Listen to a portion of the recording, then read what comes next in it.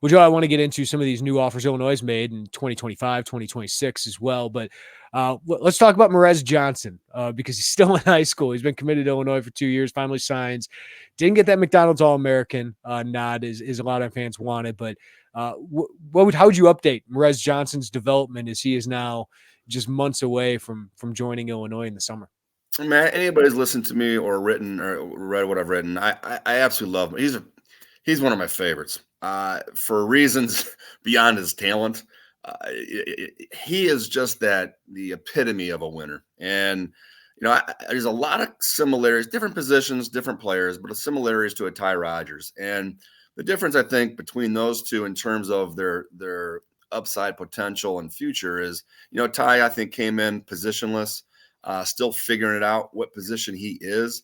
Doesn't take away from the will and desire he has to be on that floor in terms of his toughness, defensive mentality, and athleticism. Morez is a little different. He has a position. He is, and I think what he's done is he's accepted who he is over the course of his career. He's morphed into that guy in that he's a big. He is a 6'9", 235-pound man-child, and who doesn't waste those physical attributes, meaning he will get after it. He will have a nonstop motor, and he's about the little things. He's dismissed these things that he's kind of unable to do at this point in his career and just gone to the basics. And that's where I think he thrives. And, rebounding, run the floor, finishing, and then that size and that he brings and the attitude that he brings are just off the charts.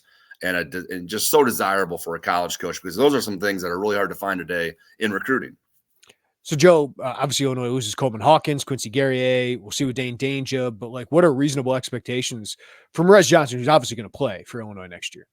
Yeah, I don't want people to be confused of who he is. I mean, he's not this ultra skilled big. As you project him as a 5 in college, I know it. It's, if you look at how Illinois is playing right now. Offensively, I wouldn't say, there's going to be tweaks that they'll do with personnel. And I think Brad and their staff has done a great job of that over the years, as everybody has seen how they have fluctuated. Morez throwing him into that right there. You can see Dane Danger's lack of, minutes that he's played in that system. So, I just think they'll tweak to the personnel, but I think Morez, the skill levels where he's got to improve, but as he plays a more traditional 5, then he is kind of more of a skilled 5.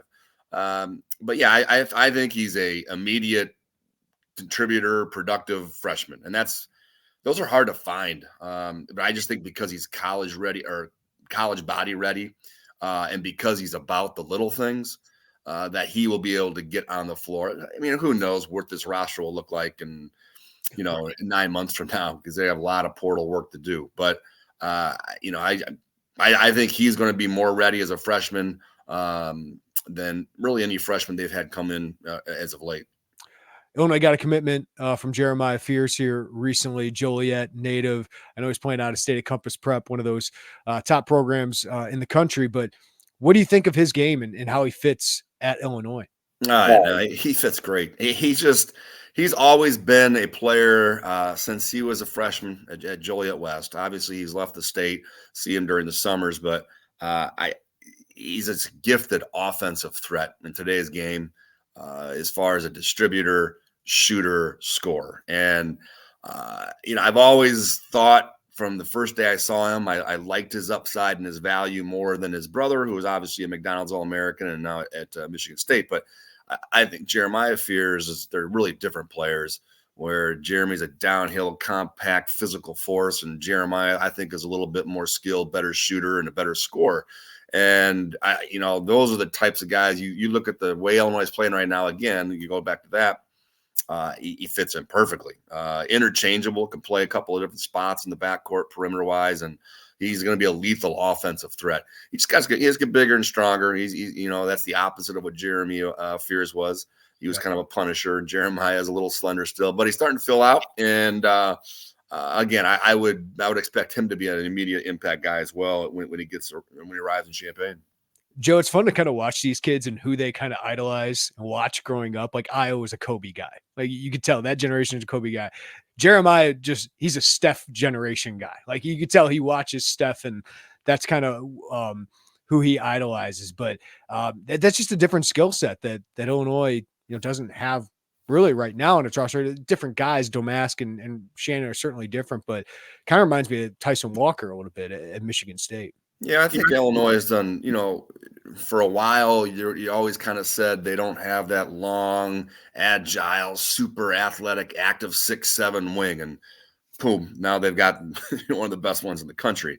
So you do, alter that roster. And for years, they didn't have a point guard. So it's just you fill those holes, but you also, I mean, Jeremy, you take what you can get in terms of high-level talent, and then a good staff, a good coach can then again gravitate towards what you have. And I think with Jeremiah, he's going to fit like a glove with what they do offensively right now.